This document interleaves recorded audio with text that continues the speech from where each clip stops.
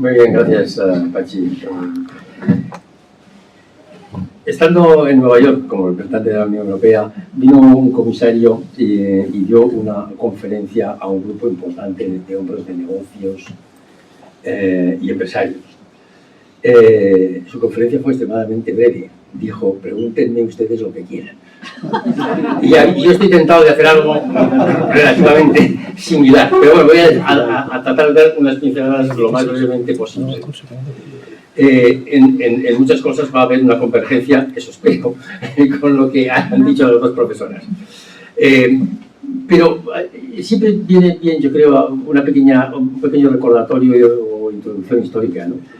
Es decir, yo creo que a veces olvidamos el absoluto avance que supuso en el siglo pasado, después de la Guerra Mundial y en la creación de las comunidades europeas, el abandonar por primera vez todos los sistemas que habían preexistido para tratar de salvaguardar la paz, desde el equilibrio de poder a todos los demás, para introducir uno absolutamente novedoso: la cooperación.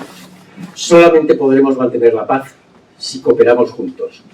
Esto es algo verdaderamente extraordinario y no es, por lo tanto, tampoco sorprendente que con el éxito que tuvo en Europa, la Unión Europea pensase que esto podía servir un poco por todos los sitios, ¿no? Y de hecho yo creo que ha servido mucho. Lo que pasa es que llevó a la Unión Europea, desde esta óptica exterior, no hablo ahora de sus procesos internos de integración, a un mundo un poco ideal en el que los grandes problemas geoestratégicos y geopolíticos estaban resueltos bajo el paraguas de la OTAN y de la proyección americana, y por lo tanto la Unión Europea podía concentrarse en una visión geoeconómica de sus relaciones y de la relación con el mundo. Desgraciadamente, o sea, eso fue relativamente facilitado por la disciplina de la Guerra Fría. La Guerra Fría tenía muchas cosas muy malas, pero tenía una cosa clara, y es que establecía un sistema de disciplina en el mundo que prácticamente nadie rompía, o no rompía mucho, porque enseguida el entendimiento de los dos ejes y los dos polos de la Guerra Fría de alguna manera limitaba los catástrofes. Bueno, no me voy a extender por esa parte.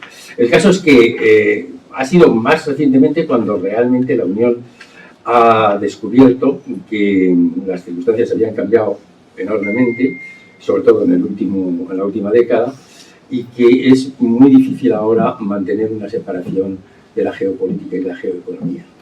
Entre otras cosas porque algo que siempre ha sido más o menos común para Estados Unidos es ahora la práctica también de las potencias emergentes. Es la práctica de China, donde economía y política, posición económica mundial y posición política mundial van de la mano. El caso es que todo esto ha cambiado enormemente las circunstancias en las que vivimos. Solo para dar algunas pinceladas, bueno, la tendencia al aislacionismo de Estados Unidos, aunque la administración Biden no sabemos si es un paréntesis o es realmente un cambio.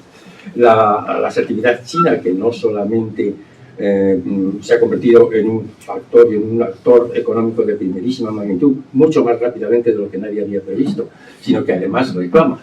Personalmente creo que, hasta cierto punto, con plena justicia, que su papel en el equilibrio de poder mundial debe cambiar. Tenemos, por supuesto, la situación del revisionismo ruso, siempre muy peligroso cuando una gran potencia entra en decadencia. Hay muchos peligros que acechan. Eso en España lo hemos vivido durante 2 siglos, es decir, que tenemos alguna experiencia de eso, ¿no? Y otro factor también de gran cambio que creo que es importante teniendo en cuenta las relaciones de la Unión Europea, lo que ahora se llama el sur global, ha entrado en una situación, digamos, de descreimiento, ¿no? La sensación de que sus grandes problemas no son atendidos, que no fueron atendidos debidamente en la crisis económica mundial, que no lo fueron tampoco en la pandemia, que crece la confrontación entre las grandes potencias y de alguna manera sus temas existenciales, muchos de ellos, son relegados. Que los organismos internacionales, que se supone que tenían que ser un poco el pulmón que les da oxígeno, están también en una situación cuando menos de debilidad. Todo esto hace que el Gran Sur también se encuentre en una situación relativamente de movimiento hacia un aislamiento de lo que son los deseos de las grandes potencias, ¿no? Esto es particularmente, yo creo, importante para la Unión Europea porque nuestra relación con los países en desarrollo ha sido siempre un elemento muy particular de la relación exterior de la Unión Europea. En todo caso, hemos llegado a un momento que, más que de multipolaridad, a mí me gusta seguir la idea de Richard Haas de la no polaridad. Es decir, hay una proliferación tal de actores estatales y no estatales, porque tenemos ahí el terrorismo, por ejemplo, y el terrorismo yihadista que llega incluso hasta puntos de constituirse en una especie de entidad paraestatal, ¿no? Que socavan la confianza en el sistema internacional y erosiona desde luego la capacidad de los organismos internacionales para, de alguna manera, gestionar la sociedad internacional del siglo XXI. Esto nos, dicho así, con dos pinceladas, nos plantea siempre ante la pregunta típica, ¿no? Ya que hablamos de Rusia, se hizo el señor Lenin, ¿no? Estudiar, ¿qué hacer? Entonces, ¿qué puede o qué debe hacer la Unión Europea? A mi modo de ver, mucho, porque tiene la capacidad para liderar un movimiento que restablezca los consensos básicos y la fortaleza del sistema multilateral.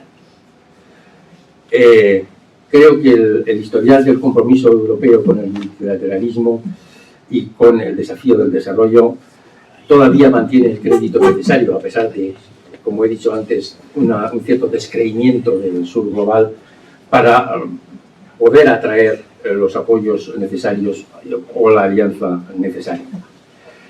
Pero evidentemente, para que la Unión Europea pueda desplegar, aquí hablo fundamentalmente de una política exterior, pero también de una política de desarrollo,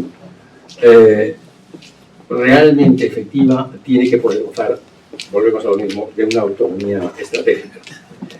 Y la autonomía estratégica no puede ser, por supuesto, sino multidimensional.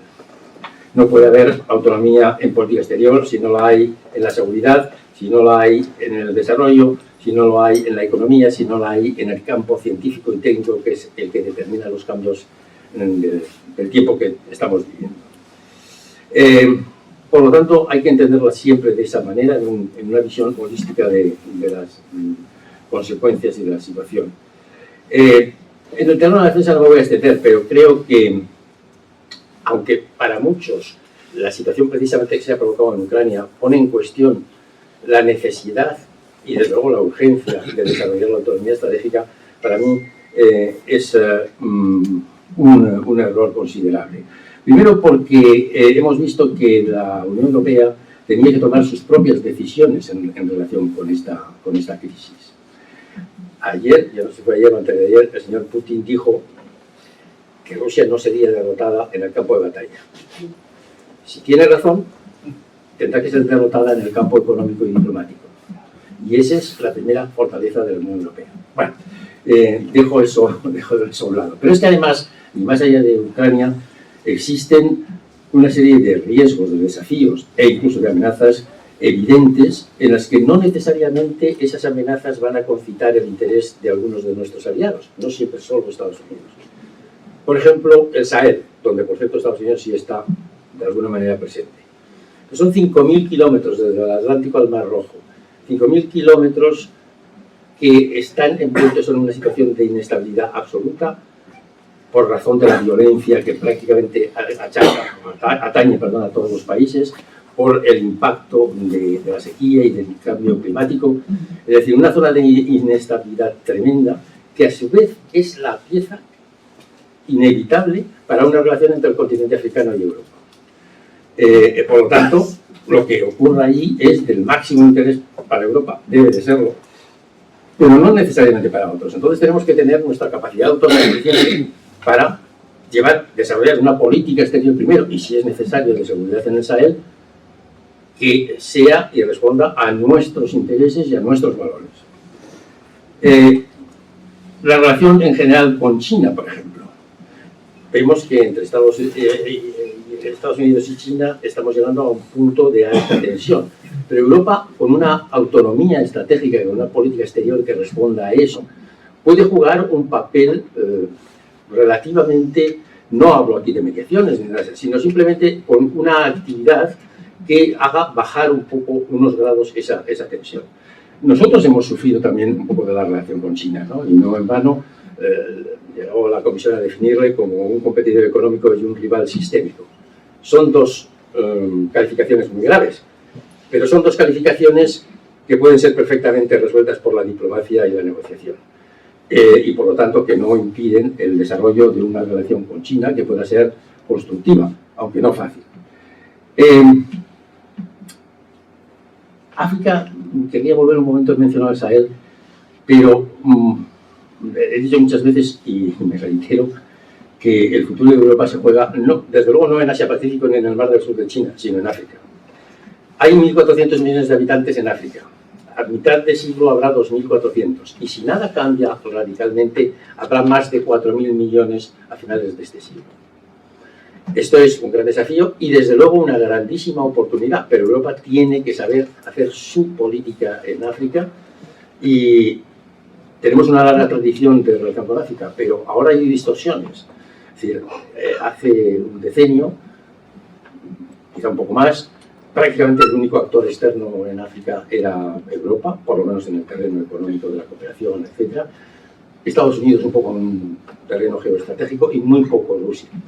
Ahora la proliferación de actores presentes en África se ha multiplicado y eso quiere decir que, por lo tanto, nuestra relación con el continente va a ser mucho más exigente. Vamos a tener que jugar mucho más con la imaginación y mucho más a la búsqueda de nuevas iniciativas y de nuevas áreas de trabajo. Termino con esto porque no quiero extenderme más. Una pieza fundamental en la que Europa se juega su futuro es el sistema multilateral. El sistema multilateral es realmente el engranaje que hace, y sin él no ocurriría, que las relaciones internacionales y el sistema mundial funcionen más o menos armónicamente y más o menos de una manera fluida. Para Europa es más que eso, es el líquido amniótico en el que pueden desarrollarse nuestros valores, pero también nuestros intereses. Si hablamos simplemente de intereses, mirando al comercio exterior y a las inversiones exteriores de la Unión Europea, veremos que sin el resto del mundo no hacemos nada. Pero esa relación con el resto del mundo, al final, necesita una base sólida, y esa base sólida solo puede ser la del multilateralismo. Está pasando malos momentos del multilateralismo. La Autoridad de Naciones Unidas y de su sistema en general está menoscabada. La invasión de Ucrania mismo pone una vez más de manifiesto las insuficiencias del Consejo de Seguridad, pero es que encontramos también, si nos vamos a otro terreno, que la OMC en el terreno comercial está pasando también por momentos muy difíciles donde no termina de encontrar su nuevo campo de juego. Es decir, este es un aspecto en el que es importantísimo parar la dinámica de fraccionamiento y la Unión Europea puede hacer mucho. Puede hacer mucho porque todavía tiene un crédito en este campo. Es verdad que hemos estado durante mucho tiempo, demasiado tiempo, inmersos en problemas que sobre todo han sido internos. Y desde el Brexit, que se ha mencionado antes, que ha tenido también sus cosas positivas, la crisis económica y la financiera del euro, las migraciones, etc. Eso ha tenido dos aspectos negativos. Uno, que hemos estado excesivamente preocupados de nosotros mismos y demasiado poco de los demás. Pero segundo, que es que los demás se han dado cuenta de eso. Y por lo tanto ha crecido una cierta desconfianza en la fiabilidad de Europa como socio para realmente hacer determinadas cosas. Y yo creo que eso es algo que la Unión Europea, de alguna manera, tiene que enfrentar decididamente.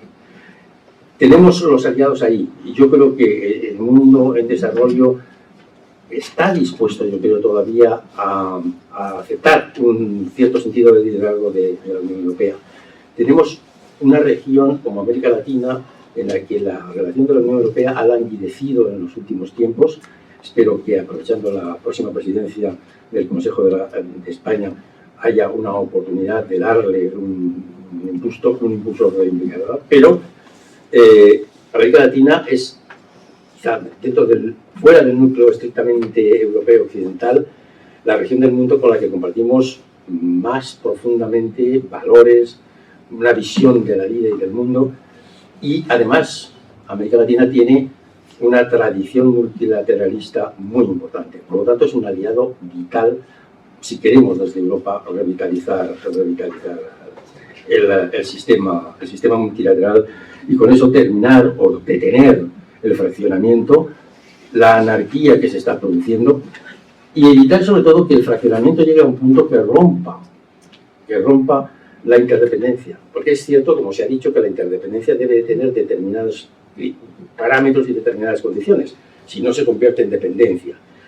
Pero también es cierto que no puede haber paz ni puede haber progreso sin interdependencia. Esa es una realidad. Y sobre todo es una realidad para la Unión Europea. Entonces hay que detener el fraccionamiento. Para ello es importante realmente ver una política más agresiva quizá.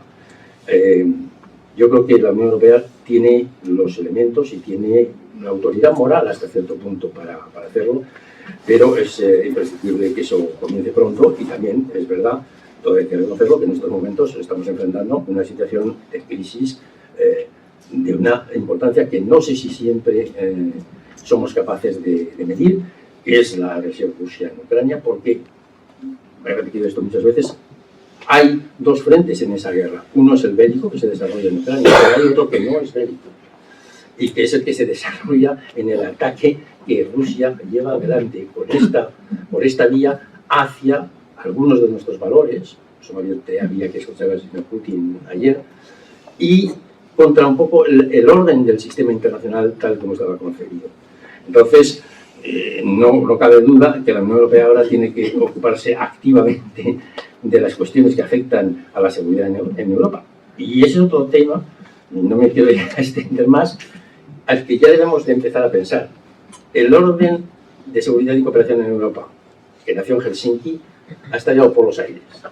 Y habrá que crear o reinventar un nuevo orden de cooperación y seguridad en Europa cuando el conflicto de Ucrania termine. Dependiendo de cómo termine, tendrá unos colores u otros. Pero no es ya demasiado pronto para empezar a pensar en ello. Simplemente quiero recordar que el señor Churchill y el señor Roosevelt hablaban ya mucho de las Naciones Unidas cuando todavía la Segunda Guerra Mundial estaba en pleno apogeo. Hay cosas en las que hay que empezar a reflexionar antes de que los acontecimientos las hagan indispensables.